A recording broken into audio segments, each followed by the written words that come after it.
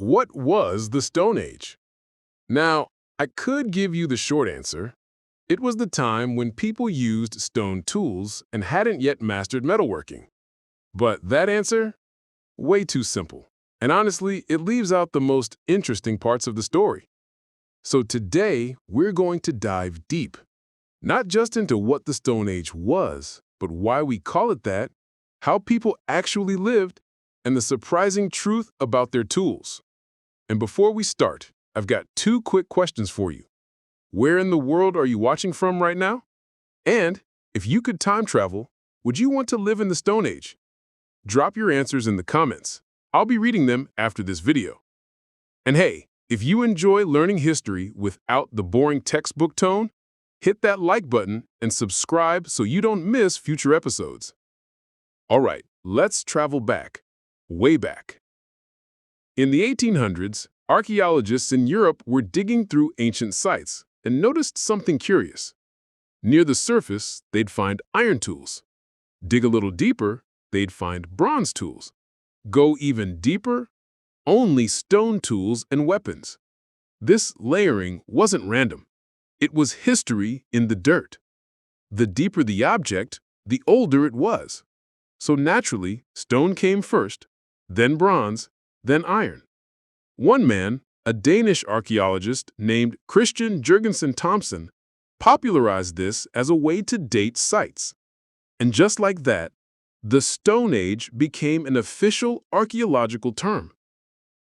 When you hear Stone Age, maybe you picture giant stone furniture, stone cars, stone coffee mugs. But in reality, stone tools were just one part of life, and a pretty small one at that. Stone is hard to shape. You can't just whittle it into a shape in a few minutes like you can with wood. So, people were smart. They used stone only when it was better than the alternatives. For example, need a sharp, durable edge? Stone is perfect. Need to poke holes in leather? Bone works way better. Need a basket?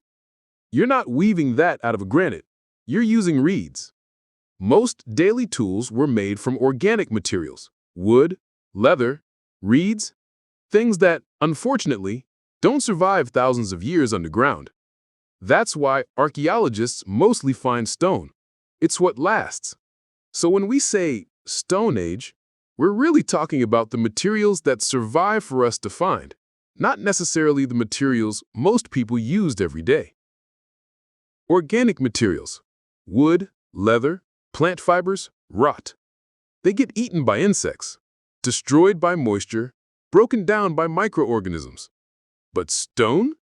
Unless you smash it, it can last millions of years.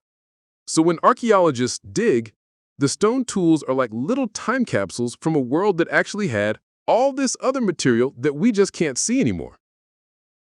Here's where it gets even more interesting. There wasn't one Stone Age. The term is like an umbrella. It covers different human species like Homo sapiens, Neanderthals, even Australopithecines. Entirely different economies, hunter-gatherers or early farmers.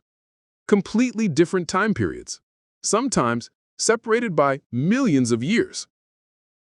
The main categories are Paleolithic, Old Stone, hunting, gathering, foraging. Neolithic, New Stone, farming, and settled villages. Think about it. This one term, Stone Age, could describe a group of hunters chasing mammoths across Ice Age Europe, cave artists painting breathtaking murals in France 35,000 years ago, or farmers in the Middle East 7,000 years ago planting wheat. Same label, completely different lives. If you could step into the Stone Age for a day, what would you see?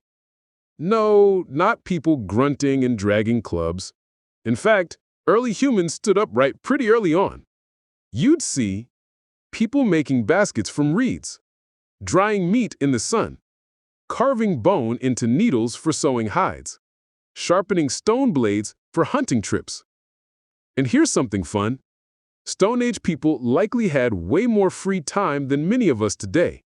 Some hunter-gatherer societies only needed to work 20 to 30 hours a week to meet their needs. The rest of the time? Socializing, storytelling, making art. Because it's convenient. If archaeologists find stone tools but no evidence of metalworking, they can quickly say, this site is Stone Age. It doesn't describe culture, technology level, or intelligence. It just marks a time before metallurgy.